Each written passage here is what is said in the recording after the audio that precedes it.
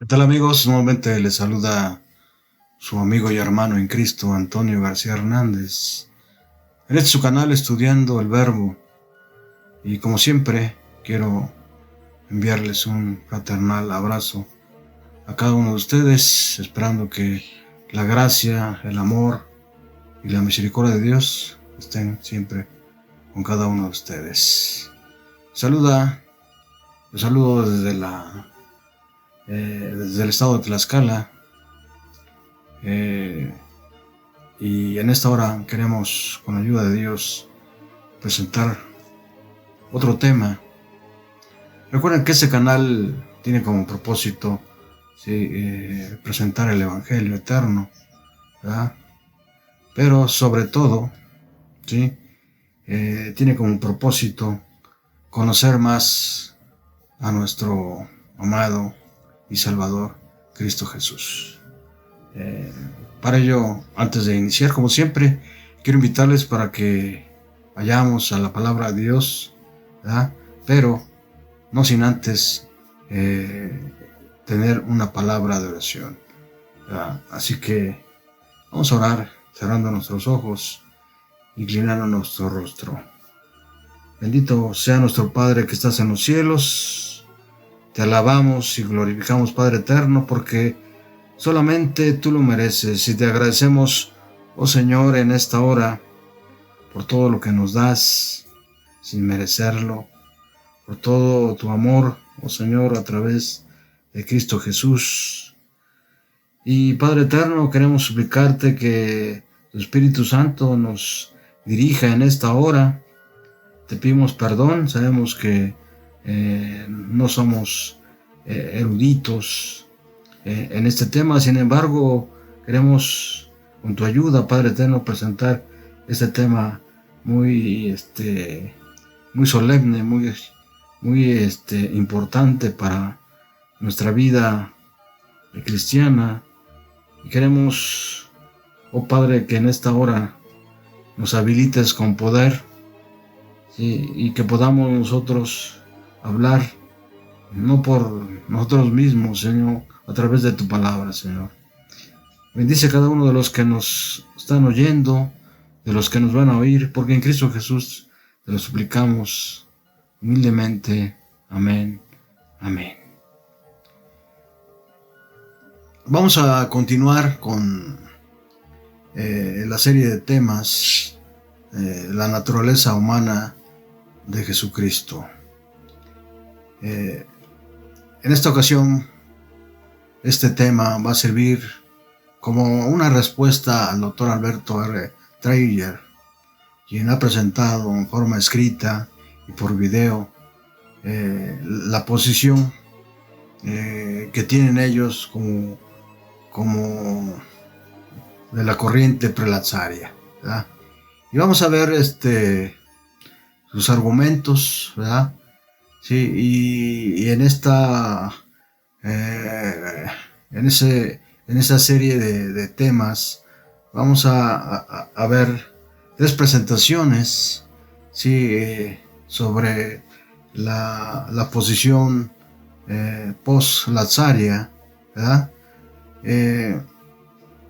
Vamos a ver la introducción, ¿sí? La vamos a dividir en la introducción para que posteriormente veamos otro tema relacionado con la naturaleza humana de Jesucristo, que se llama Engendrado por el Espíritu Santo.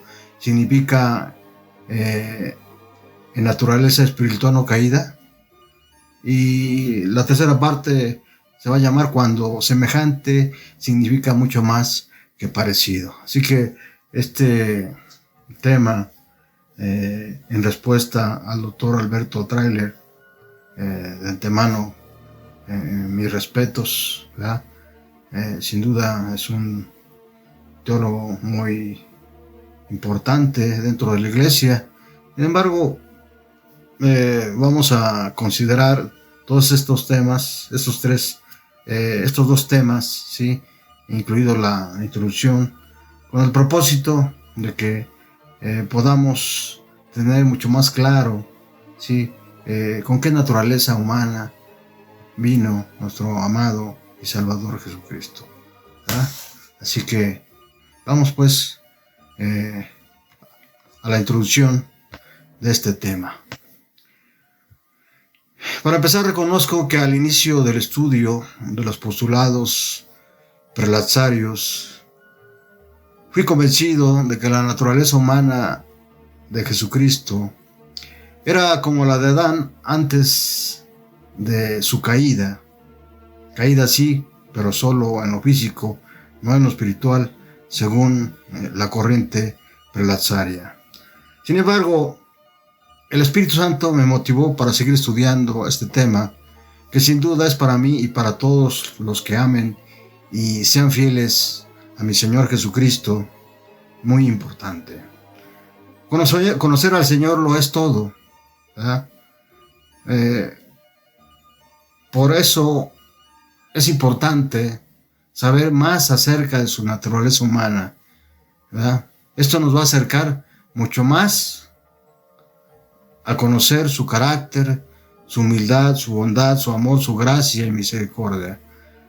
Y haciendo eco a estas palabras, recordemos lo que los testimonios dicen acerca de esto, ¿verdad? Hay en Palabras de Vida, el Gran Maestro, página 47. Miren lo que dice el Espíritu de Profecía. Cuando el carácter de Cristo sea perfectamente reproducido en su pueblo, entonces vendrá Él para reclamarlos como suyos, ¿verdad? Vamos a iniciar, antes de continuar con nuestra introducción, con la cita que venimos presentando en esta serie de temas, que se encuentra en el Evangelio de Juan, capítulo 17, versículo 3. Y esta es la vida eterna, que te conozcan a ti, el único Dios verdadero, y a Jesucristo a quien tú has enviado. Sí. El apóstol Juan nos presenta esta cita del Señor Jesús, ¿verdad? Pero también nos presenta en el capítulo 5, versículo 39, otra cita que está relacionada con esta cita que estamos leyendo, ¿verdad? ¿Dónde podemos nosotros, por qué medio podemos encontrar o conocer más a nuestro Señor Jesucristo? ¿Sí? No es a través de libros hechos por hombres, ¿verdad? Libros de filosofía, de ciencia, ¿verdad? Sino el apóstol Juan es claro al escribir lo que dijo el Señor Jesucristo. Escudriñar las Escrituras. Es ahí donde nosotros necesitamos ir para conocer más a nuestro amante Salvador, Cristo Jesús. Escudriñad las Escrituras, porque a vosotros os parece que en ellas tenéis la vida eterna, y ellas son las que dan testimonio de mí. ¿Sí? ¿A dónde debemos acudir para conocer más a Jesús? A la palabra de Dios, al libro de libros, a la Biblia. Y ahora sí, con esto en mente, sigamos adelante en nuestra presentación de esta serie de temas, ¿verdad? Reconociendo también ante mi Señor y ante ustedes, hermanos y amigos, que no soy el más preparado para presentar este tema, ¿verdad? Sin embargo, basado siempre en la Biblia y solamente en la Biblia y algunas veces en el Espíritu de Profecía, mi interés en presentar este tema tiene como propósito estudiar junto con ustedes este misterio de la encarnación de nuestro Señor Jesucristo, en el que Dios utilizó un vientre carnal, una mujer virgen que compartió junto con sus contemporáneos la naturaleza humana caída, con un propósito muy especial sin duda de parte de Dios, que es que se puede vivir una vida santa, sin pecado, haciendo siempre el bien mediante el ejemplo de nuestro Señor Jesucristo. Acompáñenme, por favor, a explorar ahora la posición postlazaria, que hasta los años 50 nuestra iglesia, es decir, que la mayoría de los teólogos adventistas creyeron por más de 100 años, que Jesucristo, nuestro Señor, tomó al venir a este mundo nuestra naturaleza caída por más de 4000 años, y la tomó no solamente con toda la decadencia física, sino también espiritual, ¿verdad? Tanto en lo físico como en lo espiritual. La importancia de este estudio se centra principalmente en la persona divino-humana de nuestro Salvador Jesucristo, y no en el debate con los que han adoptado la nueva teología en la naturaleza humana de Jesucristo. Asimismo, en comprender que esta posición teológica nos ayuda a entender de una manera más o menos clara y práctica que podemos vencer el pecado y lograr una vida transformada con la ayuda de Dios. De paso, con la ayuda del pastor H. Venegas, dar una respuesta al doctor Alberto R. Dreyer, quien hace algunos meses postuló la posición prelazaria acerca de la naturaleza humana de Jesucristo. Ahora, vamos a ver algunos argumentos del doctor Alberto Dreyer, ¿sí? Quienes son de la corriente prelazaria, y ahí donde ellos hacen estas afirmaciones. Y ese es el argumento, uno de los argumentos principales que ellos presentan, ¿sí?, acerca de la naturaleza humana de nuestro Salvador Jesucristo. Fue engendrado por el Padre a través del Espíritu Santo. Por consiguiente, su naturaleza espiritual fue impecable, sin mancha, sin tendencia al mal. ¿Es esto cierto? Y hay más argumentos, desde luego. ¿Nació realmente en pecado? Y ellos contestan no, porque en ese caso no hubiera podido ser una ofrenda perfecta. Esa condición requería también del Hijo de Dios para que su sacrificio fuese aceptado por Dios, quien ejerció su ministerio en pleno vigor de la vida en torno a los 30 años. Y se basan en el Evangelio de Lucas 3:23, ¿verdad? Y siguen argumentando, se ofreció a sí mismo sin mancha a Dios, Hebreos 9:14, fuiste redimidos de vuestra vana manera de vivir heredada de vuestros padres con sangre preciosa, como de un cordero sin tacha y sin mancha, la sangre de Cristo, 1 de Pedro 1:18. Esos son algunos de los argumentos que ellos presentan, ¿sí? Y que están consideradas en la nueva teología, en el área de la cristología. Y vamos a darle respuesta, ¿verdad?, con algunas preguntas, ¿verdad? ¿Engendrado por el Espíritu Santo significa en naturaleza espiritual no caída?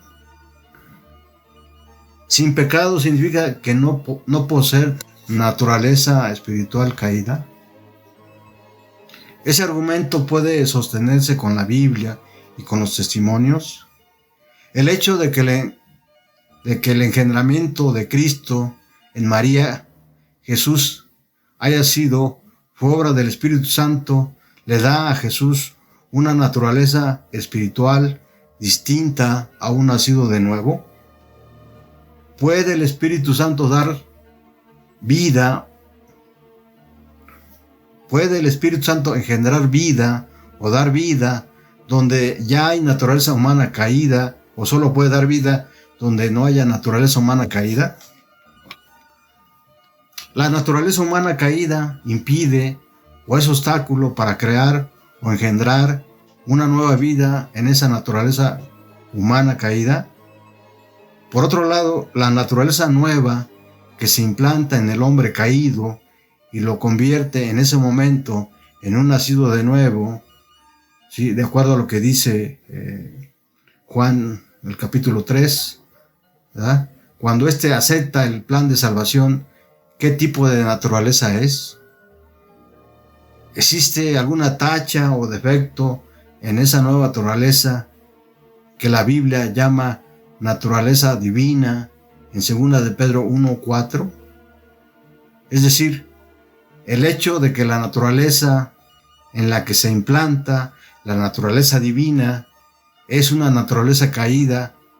Esto afecta a la naturaleza divina en algún sentido, o la rebaja, o la contamina, por el hecho de unirla a la naturaleza caída. Por supuesto que no. Lo divino no puede ser contaminado, afectado por lo pecaminoso, mientras que a la inversa sí se da, pues lo divino afecta positivo a lo pecaminoso, en algunos aspectos controlándolo y en otros aspectos transformándolo. Esto último fue precisamente lo que se dio en la encarnación. ¿Qué fue lo que tomó de María Jesús en su concepción? Acerquémonos un poco más a este misterio que para el apóstol Pablo fue revelado a su tiempo, ¿verdad? Siempre con pies descalzos, dice el pastor Venegas en su análisis del tema, pidiendo siempre la dirección y dependencia del Espíritu Santo para no errar en algo tan importante y solemne. Veamos la encarnación de Dios. Para ello vamos a hacernos nuevamente dos preguntas. Primero, ¿en qué consistió la encarnación del Hijo de Dios? ¿Qué fue lo que ocurrió en el vientre de María?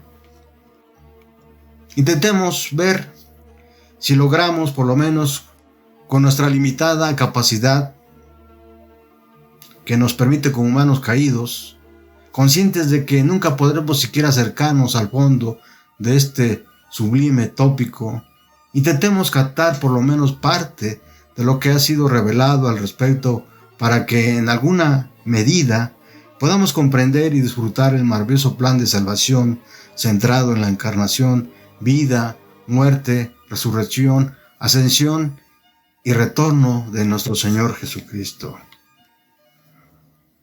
Para ello vamos a ir a dos evangelios, ¿sí?, para ver lo que dice la Biblia acerca de la encarnación, ¿verdad?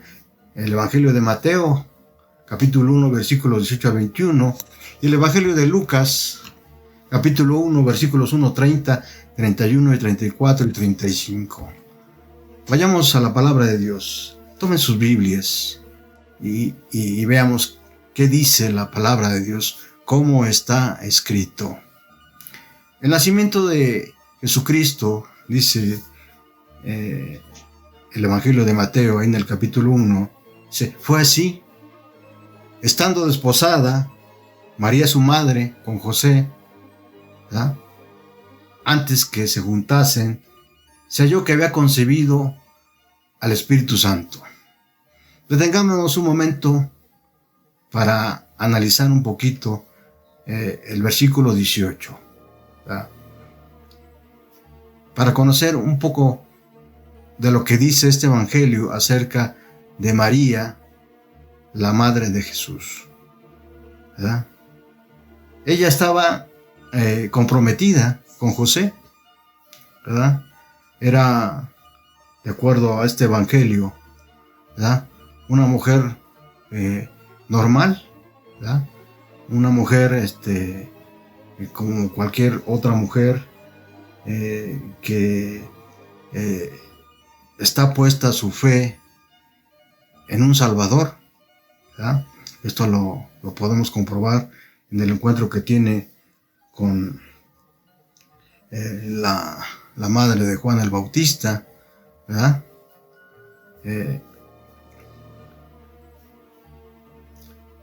Entonces, José, su marido, dice el versículo 19, como era justo y no quería infamarla o difamarla, quiso dejarla secretamente, ¿verdad? En aquellos tiempos los judíos tenían una ley, de acuerdo a Deuteronomio 22, 23 y 24, que consistía en que si se encontraba alguna mujer comprometida, ¿sí?, en adulterio, pues era apedreada, ¿verdad? Junto con con quien se encontrara. Dice, y pensando en él, en esto, he aquí el ángel del Señor le apareció en sueños y le dijo: José, hijo de David, ¿verdad?, no temas recibir a María tu mujer, porque lo que en ella es engendrado del Espíritu Santo es, ¿verdad? ¿Quién engendró en María a Jesús? El Espíritu Santo, ¿verdad? Y este es el argumento más importante para la nueva teología de Prelazzaria, ¿sí? En el que se basan que Jesús es de naturaleza humana, como la de Adán antes de su pecado, de pecar, ¿verdad? Y continuamos con el versículo 21, dice: y dará a luz un hijo, y le llamará su nombre Jesús, porque él salvará a su pueblo de sus pecados. En este evangelio podemos ver la manifestación divina de cómo Dios operó en la encarnación de Jesucristo, usando como medio, ¿sí?, la tercera persona de la deidad del Espíritu Santo, ¿verdad? Veamos ahora el Evangelio de Lucas, versículo 30, 31, 34, 35. Mire lo que dice la palabra de Dios. Entonces el ángel le dijo: María, no temas.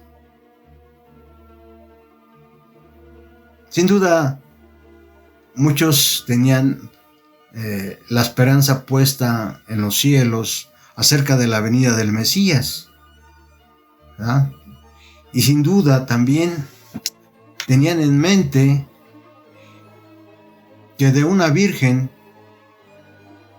nacería el Salvador, el Padre Eterno, el Príncipe de Paz, de acuerdo a lo que dice el profeta Isaías, ¿verdad?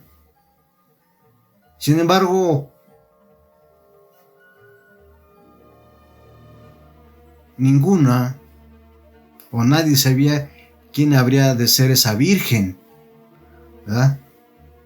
Por eso María, a tener el encuentro con el ángel Gabriel, este le dijo: no temas, porque has hallado gracia delante de Dios. ¿Qué significa esto? ¿Qué significa hallar gracia delante de Dios? Hallar gracia delante de Dios es algo que nosotros no nos merecemos. Es un don de Dios que Dios otorga a cualquier hijo suyo como requisito, hijo suyo, ¿verdad? A los que le han aceptado y le temen, ¿verdad?, y le obedecen, ¿verdad? Es un don, y así lo hizo no solamente con María, sino lo hizo con diferentes personajes de la Biblia. Seguimos leyendo, ¿sí? Y ahora concebirás en tu vientre, ¿verdad?, concebirás en tu vientre y darás un hijo y llamarás su nombre Jesús. Entonces María dijo al ángel: ¿cómo será esto? Pues no conozco varón.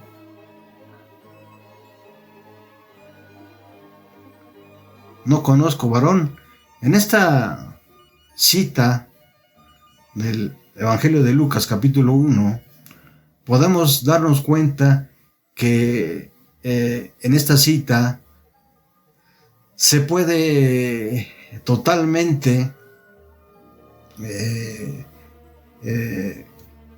debatir lo que la Iglesia o los teólogos católicos romanos conocen como el dogma de la Inmaculada Virgen María, ¿verdad? Dice: pues no conozco varón, ¿verdad? Entonces ella estaba muy consciente que era necesario para tener un hijo, conocer varón. Ya en el anterior tema, cuando hablamos acerca de los dogmas marianos, ya explicamos la palabra, qué significa la palabra conocer, ¿verdad? Conocer tiene que ver con tener relaciones sexuales, ¿verdad? Entonces seguimos leyendo lo que dice el Evangelio de Lucas, ¿verdad? Respondió el ángel y le dijo: el Espíritu Santo vendrá sobre ti. Es decir, no, el hijo que vas a tener no va a ser de sangre, ni de hombre, ¿verdad? Como dice el capítulo 1 del Evangelio de Juan. Vamos rápidamente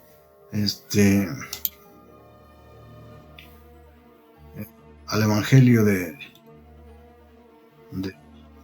Juan, ahí en el capítulo 1, ¿verdad? Ahí en el versículo 12, al hablar de todos los que le recibieron, a los que creen en su nombre, ¿verdad? El versículo 13 nos da un poco más de luz acerca de esto: los cuales no son engendrados de sangre, ni de voluntad de carne, ni de voluntad de varón, sino de Dios, ¿verdad? ¿Quiénes son esos que son engendrados no de sangre, ni de voluntad de carne, ni de voluntad de varón? ¿Quiénes son? Pues son los hijos de Dios, ¿verdad? Todos aquellos que han decidido aceptar la misericordia y la justicia de Dios a través de Cristo, ¿verdad? Así que el ángel dice: el Espíritu Santo vendrá sobre ti, y el poder del Altísimo te cubrirá con su sombra, por lo cual también el santo ser que nacerá será llamado Hijo de Dios. Aquí también la corriente prelazaria utiliza esta cita del versículo 35 del capítulo 1 de Lucas para afirmar que Jesús se concibió de una manera totalmente inmaculada, ¿verdad? Ahora, ¿en qué consistió la encarnación? Ya vimos, de acuerdo a la Biblia, en qué consistió la encarnación. Ahora, preguntémonos también qué significa que Dios se hizo hombre. ¿Qué implicaciones tiene ese acto divino para nuestra vida como personas caídas, pero nacidas de nuevo? Siendo el menos capaz para poder explicar o exponer un tema como este, agradezco a mi Señor, ¿sí?, ese honor y privilegio en esta ocasión. De entrada, le pido perdón si algo de lo que aquí he expresado falte a su santa palabra en mi limitado conocimiento de un tema tan profundo y misterioso como lo es la encarnación de nuestro amado Cristo Jesús. Con eso en mente y siempre abierto a cualquier corrección que me hagan con fundamento en la Biblia y los testimonios de Elena G. de White, iniciemos este tema tan maravilloso que hace las veces también de una respuesta al doctor Alberto Dreyer. Es importante recordar en este sentido, con esta exposición, que se intenta contestar si es posible o no que la naturaleza divina engendre vida nueva, perfecta, sin tacha en carne pecaminosa, o si para que esa vida sea engendrada se requiere que la carne sea engendrada sea no pecaminosa, ¿verdad? Vamos a dejar hasta aquí esta primera parte, ¿sí? Les invito para que podamos ver la parte 2 y la parte 3, ¿sí?, en esta misma semana, y de esa manera podamos completar el presente estudio. Les agradezco por su tiempo por su paciencia, ¿sí? Y porque también por su interés en conocer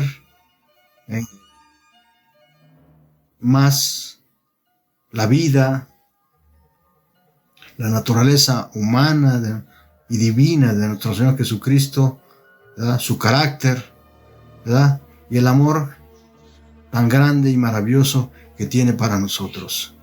Hasta pronto.